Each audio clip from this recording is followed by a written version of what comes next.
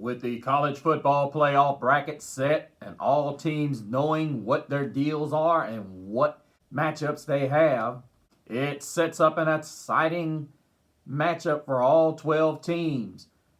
But the question is, will injuries, turnovers, and missed opportunities define these 12 teams' quest to win a national championship?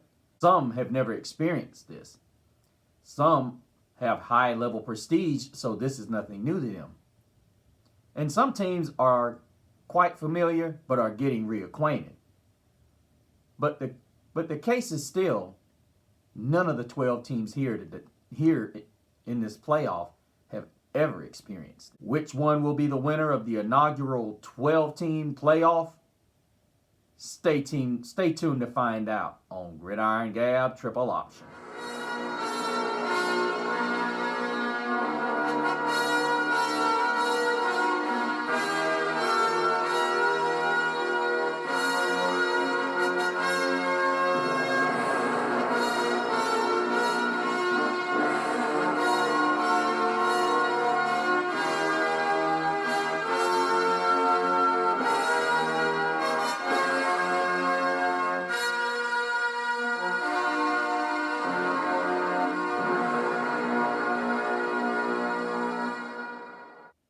Welcome back, Gabbers.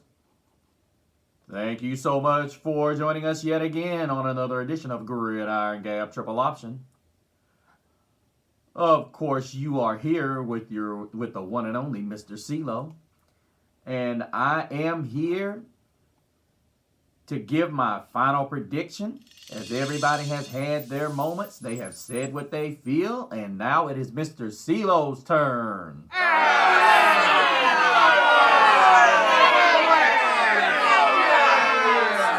Alrighty. Let us get started, because this is not going to be a very long show, as most of you probably figured. Once again, I got to give a gab out to my buddy Brad, who once again always shows up. What's going on, buddy? And as he commented on the Irish's perfect path to the first natty in 37 years, he says, Jonty broke Marcus Allen's record for most yards in the season. Absolutely. And he says, not so fast, my friend. Go Dogs.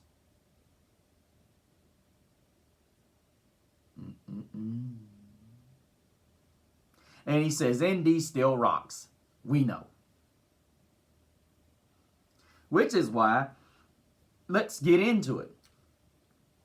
Let us go down the list, and basically, in a nutshell, let's break down what we've got in the college football playoff. And the first game we're going to look at, of course, is going to be the Irish of Notre Dame, number 7 Notre Dame and number 10 Indiana. I feel like Notre Dame's run game is going to dominate, with the weather being the way it is. Ultimately, the later it gets, the cooler it gets, these receivers are going to get stiff. Notre Dame's strength is their secondary. Indiana's strength is not stopping the run game. And I think a lot of it, it's not necessarily that they can't stop the run. They just haven't faced an offensive line this dominant.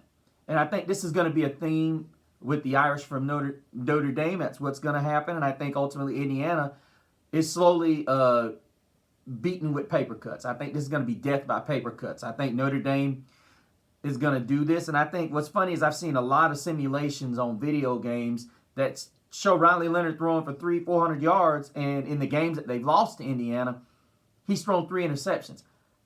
I don't think they even risk throwing the football. But I will say this, do I think Notre Dame should throw it down the field? If they throw it, absolutely. But I've got Notre Dame winning this game by at least 2 scores.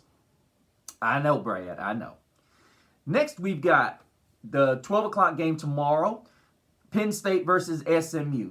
Now, I'm just going to go ahead and I'm going to say it right now. I think Kevin Jennings is going to be too much for Penn State. I think ultimately he's just going to do what he did against Clemson. I think Clemson's a better offense, and you saw what happened there. I don't think, even with the weather being what it is, unless they get snow in Penn State, even with the cold weather, I still don't see SMU failing. I think Jennings is too good. And ultimately, the reason why SMU loses any game is because they turn the football over. I think they take care of the football on Saturday and they pull the upset, and they will be going on to the Fiesta Bowl. Then we move up to the matchup of the day, which is number 9 Tennessee versus number 8 Ohio State. Now, there's a lot of criticism, and even Nick Saban came out and said what he said about they need to stop. But ultimately, I think this is going to be a game where Ryan Day and his guys step it up. Tennessee puts up a valiant effort, but I think this defense is a little bit too much for them. And ultimately, I think they're not going to be able to get much done with Nico Iamaleava under pressure with this Ohio State Buckeye fan base. They're going to be very loud. I think Tennessee's going to be able to stay with them with Sampson, but I don't think they're going to be able to get much else done. I think Ohio State's running game is going to be more creative, and I think ultimately Will Howard is able to control certain elements of this game. It's going to be a tight one. It's going to be a tight one. I think Nico makes a mistake or two, and that's going to cost the Tennessee Volunteers, and they ultimately win this game. Now, I'm not saying it was really hard to go with Ohio State. Really was, because I really like Tennessee. But I ultimately went with Ohio State on this one because of how desperate they are. Next, let's go to the 4 o'clock game, Texas and Clemson. And believe it or not, this is a game that I really had a tough time picking.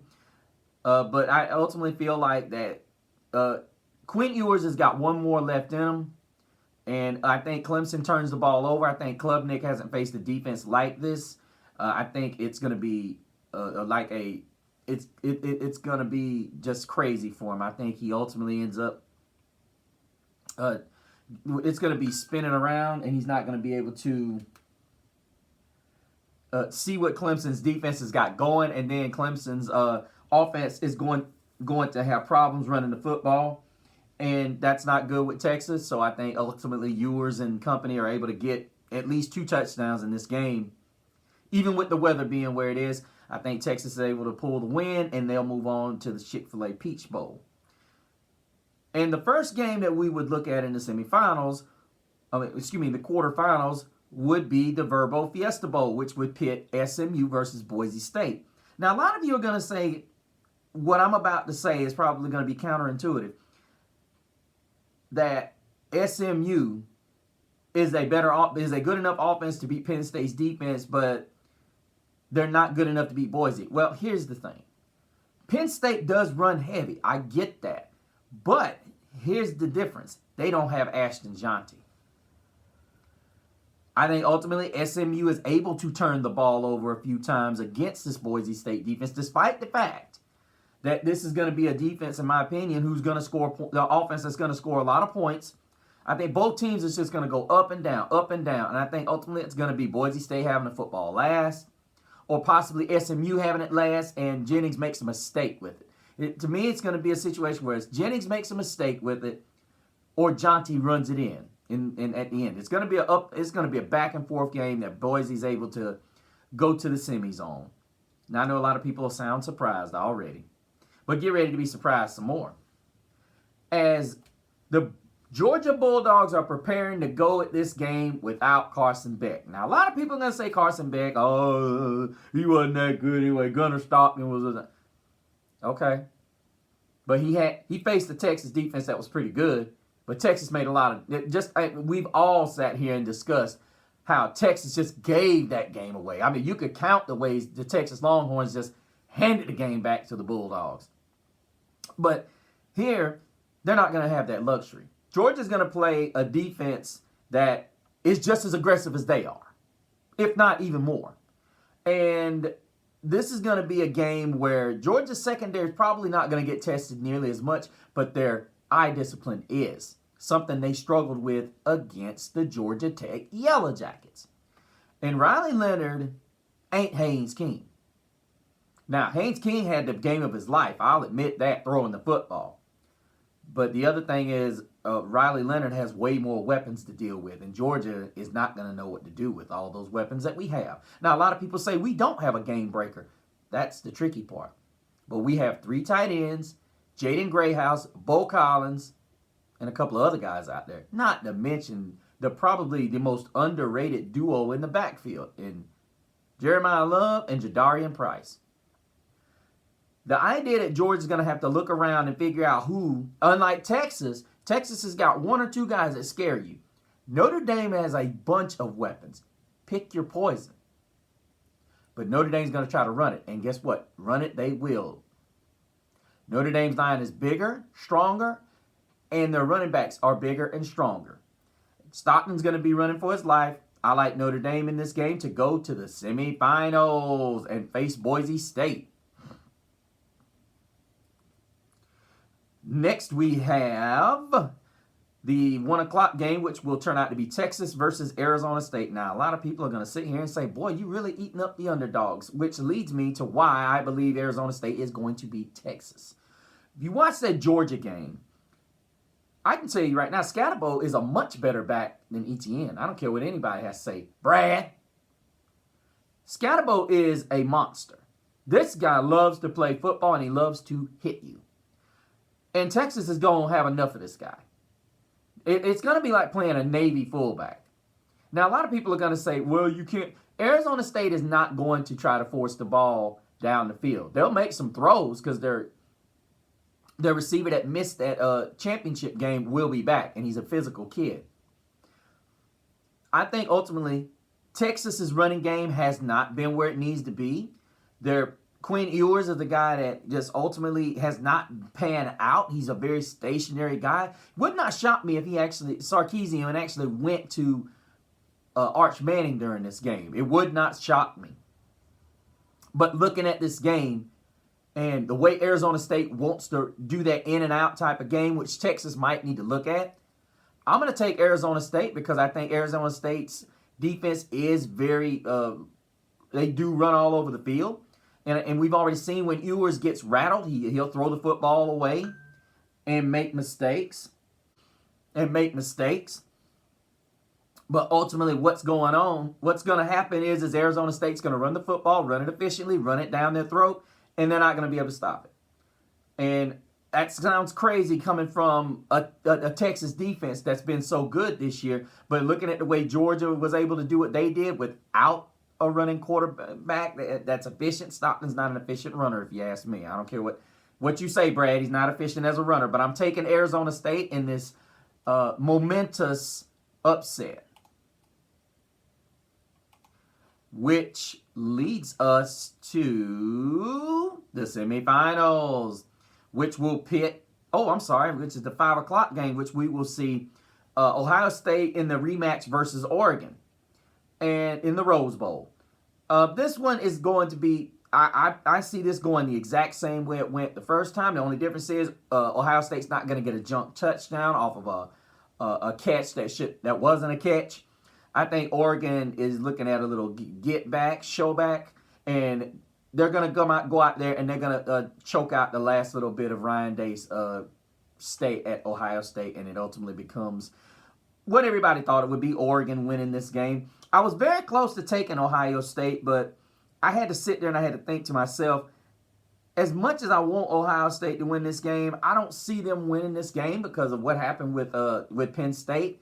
As much as I want to say Oregon could lose to Ohio State because of that Penn State game, I think ultimately what it's going to do is it's going to motivate them, and Oregon's going to go on to the semifinals to face Arizona State in the Cotton Bowl.